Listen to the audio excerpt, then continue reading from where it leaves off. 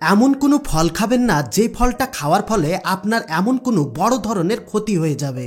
দেখতে না দেখতে চলে এলো রমজান মাস, আর আমরা রমজান মাসে ইফতারের সময় বিভিন্ন ধরনের ফল খেয়ে থাকি। কিন্তু আপনারা কি কখনো ভেবে দেখেছেন কোন ফল আমাদের শরীরের জন্য উপকার করে আর কোন ফল আমাদের শরীরের ক্ষতি করে? আজকে আমরা কথা বলবো চেরি ফলের বিষয়ে। আপনারা জানেন কি ভারত এবং বাংলাদেশের ফলের মার্কেটে যে সমস্ত চেরি ফলগুলো কিনতে পাওয়া যায় আসলে সেগুলো চেরি ফলই না। আমরা বাজার থেকে যে সমস্ত চেরি ফলগুলো কিনে খাই আসলে এগুলো কি থেকে তৈরি করা হয়, আর এই সমস্ত ফল খাওয়ার ফলে আমাদের শরীরের কি কি ক্ষতি হতে পারে ফ্যাক্টরির সমস্ত গোপন তথ্য আজ আপনাদের সামনে তুলে ধরবো এবং তার সাথে সাথে দেখাবো এই ফল কিভাবে তৈরি করা হয়। আর শুধু তাই নয়, এই যে অরিজিনাল চেরি ফল সেটা কোথায় আবাদ করা হয় এবং আপনারা এই ফল কোথায় কিনতে পাবেন সেটাও আপনাদেরকে জানাবো। তার সাথে সাথে ফ্যাক্টরির সমস্ত প্রসেস আপনাদেরকে দেখানোর চেষ্টা করব। আর শুধু এখানেই শেষ নয়, আমরা যে বাজারে কালো কালো আঙ্গুর দেখতে পাই সে আঙ্গুরগুলা কোথায় আবাদ করা হয় আর কিভাবে ফ্যাক্টরিতে প্রসেস করে আমাদের মার্কেটে আসে সেটাও আজ আপনাদেরকে জানাবো।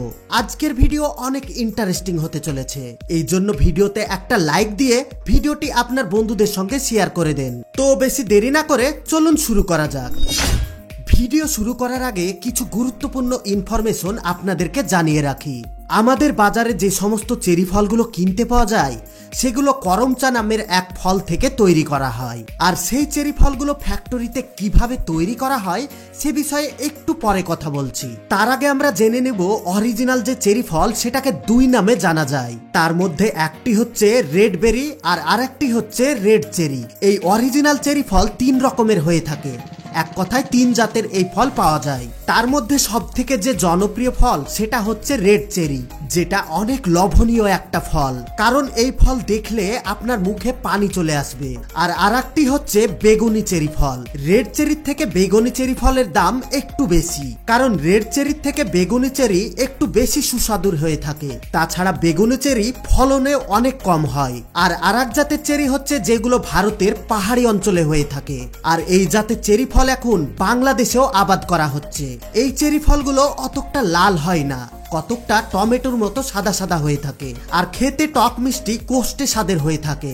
এই ভিডিওর মধ্যে সব থেকে গুরুত্বপূর্ণ পয়েন্ট হচ্ছে এটা, আমাদের দেশে যে সেরাতে ডুবানো চেরি ফল কিনতে পাওয়া যায় সেগুলো আসলে চেরি ফলই না, এগুলো হচ্ছে করমচা নামের এক ধরনের ফল। এই ফল ভারত এবং বাংলাদেশের জঙ্গলে প্রচুর পরিমাণে হয়ে থাকে। এই ফলগুলো যদি আপনি ডাইরেক্ট গাছ থেকে পেড়ে খান তাহলে আপনার মুখ থেকে আর পেটে যাবে না, কারণ এর স্বাদ অনেক কোষ্ঠে, যা আপনার শুধু খাওয়া সম্ভবই না। আর আমাদের দেশগুলোতে এই ফল থেকে চেরি ফল তৈরি করা হয়। আপনাদেরকে হয়তো বললে বিশ্বাস করবেন না, এই ফলগুলোকে প্রায় এক মাস ধরে চিনির সেরাতে ডুবিয়ে রাখা হয় বা জাগ দিয়ে রাখা হয়। এই ফলগুলো যেহেতু অনেক শক্ত হয়, যার ফলে 30 দিন ধরে এই পানির মধ্যে থাকার ফলেও ফলগুলো সাদা হয়ে থাকে, এমনকি ফলগুলো অনেক নরম হয়ে যায়। তারপর ফলগুলোকে পানি দিয়ে খুব ভালোভাবে ধুয়ে ফেলা হয়। এরপর ফলগুলোকে একটি রঙের উপর ঢেলে ফেলা হয়। এখানে যে লাল রং ব্যবহার করা হয় এটা খাওয়ার যোগ্য না অযোগ্য এর কোনো সার্টিফিকেট নেই।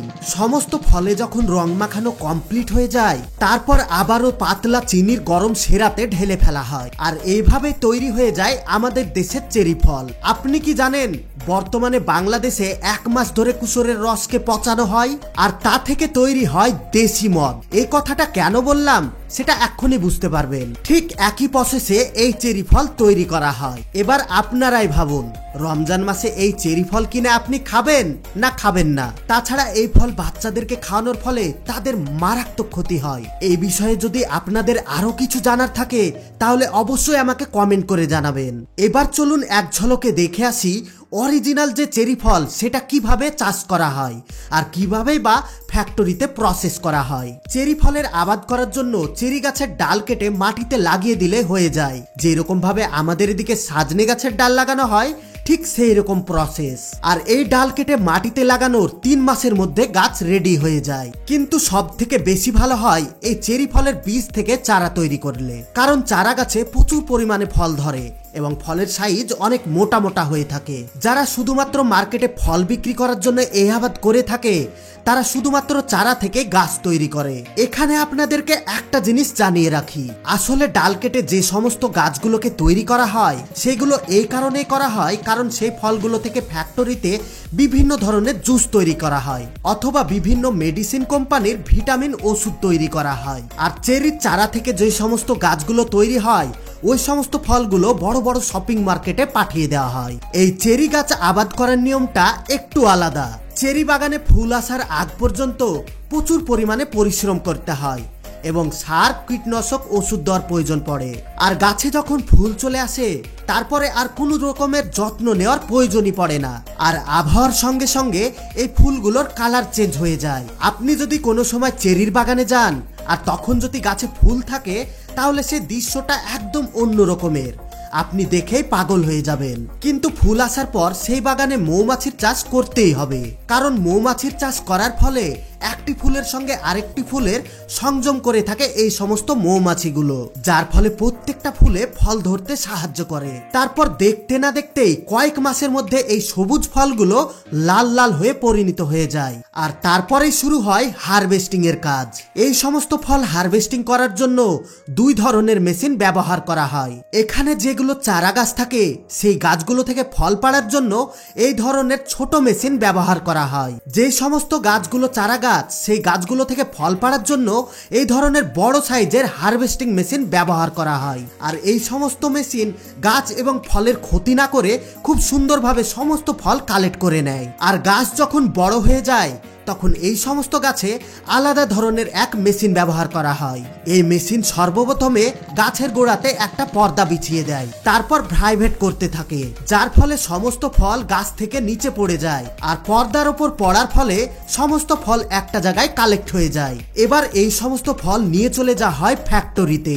ফ্যাক্টরিতে নিয়ে আসার পর সমস্ত ফল একটা কনভার বেল্টের উপর ঢেলে ফেলা হয়। তারপর ওই সমস্ত ফল কনভার বেল্টের সাহায্যে চলে যায় মেশিনের আর একটা অংশে। এখানে ফলের মধ্যে যে সমস্ত নোংরা আবর্জনা এবং ডালপালা থাকে সব এই মেশিন অটোমেটিক পরিষ্কার করে দেয়। তারপর এই সমস্ত ফলগুলোকে পানি দিয়ে একটা জায়গায় ধোয়া হয়, আর ওখানে পানির সঙ্গে এক ধরনের কেমিক্যাল মেশানো হয়, যার ফলে সমস্ত ফলে থাকা ব্যাকটেরিয়া নষ্ট হয়ে যায়। এবার ফলগুলোকে এখান থেকে পাঠিয়ে দেওয়া হয় প্যাকেজিং সেকশনে। এখানে মেশিন নিজে থেকেই অটোমেটিক প্যাকিং করে দেয়। তারপর এগুলোকে মার্কেটের চাহিদা অনুযায়ী ফলের মার্কেটে পাঠিয়ে দেওয়া হয় বা বড় বড় শপিং মলে পাঠিয়ে দেওয়া হয়। এই সমস্ত অরিজিনাল চেরি আপনি অনলাইনে কিনতে পাবেন বা বড় বড় কোনো শপিং মলে আপনি কিনতে পেয়ে যাবেন। তাছাড়া বিভিন্ন ফলের মার্কেটেও এগুলো দেখতে পাওয়া যায়, কিন্তু বেশিরভাগ ফলের মার্কেটে এই করমচা নামের ফল থেকে যে চেরি ফলগুলো তৈরি করা হয় সেগুলোই বেশি বিক্রি করা হয়। আর আপনারা তো দেখলেন এগুলো কিভাবে পচা সেরার মধ্যে ডুবিয়ে তৈরি করা হয়। এগুলো খেলে আমাদের শরীরের অবশ্যই ক্ষতি হবে। এবার চলুন এক ঝলকে দেখে আসি এই চেরি ফল থেকে ফ্যাক্টরিতে কি কি তৈরি করা হয়।